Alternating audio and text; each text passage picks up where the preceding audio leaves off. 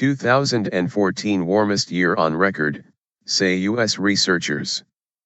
2014 was the warmest year on record, with global temperatures 0.68 C, 1.24 F, above the long-term average, U.S. government scientists have said.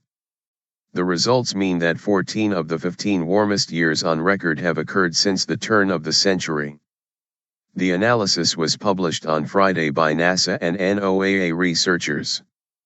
Last month, the World Meteorological Organization released provisional figures that predicted the past 12 months were set to be record breakers.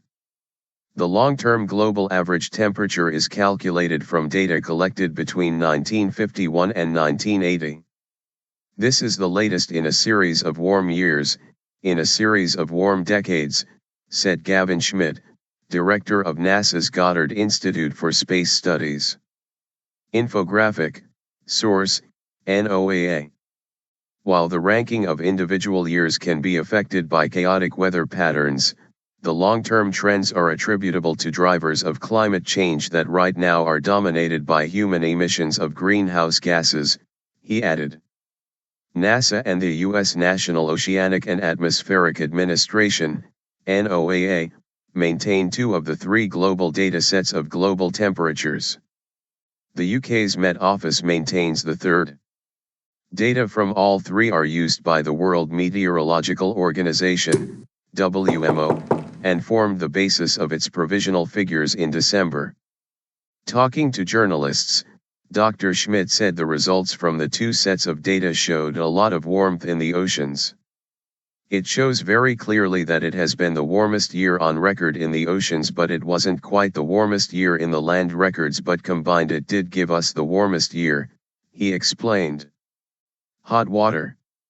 During a presentation of the two agencies' reports, Thomas Carl, director of NOAA's National Climatic Data Center, said there was a considerable amount of area where we saw the record highest temperature observed, such as many portions of Europe, and every ocean had parts that were the warmest on record. Pacific Ocean. Data very clearly shows warming in the world's oceans, say the scientists. Australia was another nation to set record-breaking average temperatures. But Dr. Carl added that not all parts of the globe recorded temperatures above the long-term average. There were actually some areas that were cooler than average, particularly across some parts of the US that were much cooler than average, he observed. But that was overwhelmed by the far greater proportion of land and ocean areas that was much warmer than average or record temperatures. If you put it all together, then it comes out as the warmest year on record. Records stretch back to the late 19th century when scientists began using scientific instruments to collect temperature data. Today, as well as in situ instruments recording information on the Earth's surface, satellites closely monitor temperatures across the planet. During its review of extreme weather during 2014, the WMO highlighted a number of record-breaking events.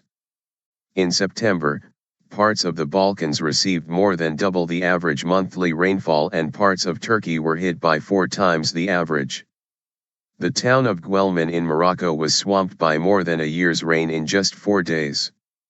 Western Japan saw the heaviest August rain since records began. Parts of the western US endured persistent drought, as did parts of China and Central and South America. Tropical storms, on the other hand, totaled 72, which is less than the average of 89 judged by 1981 to 2010 figures. The North Atlantic, Western North Pacific and Northern Indian Ocean were among regions seeing slightly below average cyclone activity. Infographic, source, NASA. Responding to the report's findings, Bob Ward, Policy and Communications Director at the Grantham Research Institute on Climate Change at the London School of Economics, said, "The new global temperature record announced today completely exposes the myth that global warming has stopped. There is mounting evidence all around the world that the Earth is warming and the climate is changing in response to rising levels of greenhouse gases in the atmosphere.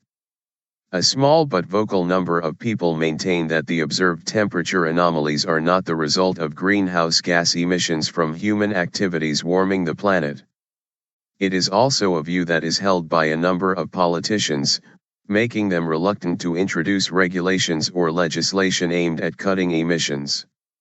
He added, "No politician can afford to ignore this overwhelming scientific evidence or claim that global warming is a hoax. Climate change is happening, and as the Intergovernmental Panel on Climate Change, national scientific academies and scientific organizations across the world have all concluded that human activities, particularly burning of fossil fuels and deforestation, are primarily responsible." Emma Pinchbeck, head of climate and energy policy at WWF UK, said there were reasons to be optimistic that the international community would act to curb emissions. "There is still time to cut emissions and keep the rise in global temperature under 2°C, 3.6 F, she said.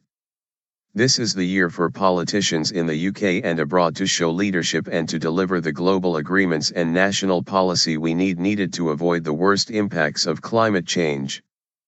The UN Climate Summit in Paris at the end of the year has become the focus for campaigners and policy makers alike. It is being billed as the time when nations will come together to agree on a global roadmap to reduce emissions from human activities and prevent dangerous climate change. However, many commentators refer to the 2009 talks in Copenhagen that promised so much but, in the end, delivered so little.